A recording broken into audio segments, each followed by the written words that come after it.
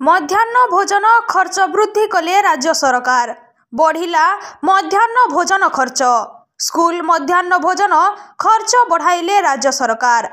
प्रधानमंत्री पोषण स्कीम रे सरकार खर्च बढ़ाइछंती। रविवार ठारू वर्धित खर्च प्रदान करने निष्पत्ति नैछंती।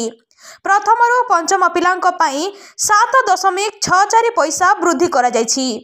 पूर्वरु प्रथमरु पंचम पिलांक पई 5 टंका 90 पैसा थिला। सेहीपरि षष्ठरु अष्टम छात्र छात्रींक पई 10 टंका 94 पैसा को वृद्धि करा जायछि। पूर्वरु 8 टंका 82 पैसा थिला।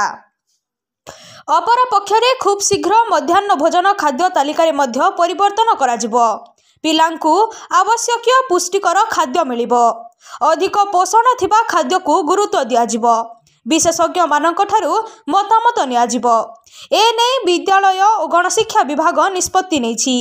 एथिपाई स्वतंत्र कमिटी गठन होइछि।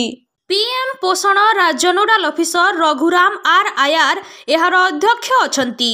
सेहीपरि हैदराबादर नेशनल इंस्टीट्यूट ऑफ न्यूट्रिशन रो प्रतिनिधि, जातीय खाद्य कार्यक्रम प्रतिनिधि, स्वास्थ्य और परिवार कल्याण विभागर शिशु विशेषज्ञों सह माध्यमिक शिक्षा निर्देशक एही कमिटीर सदस्य अछंती।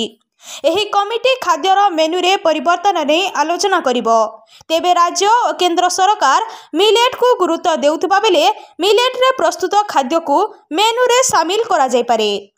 Bureau report, Gangpur live.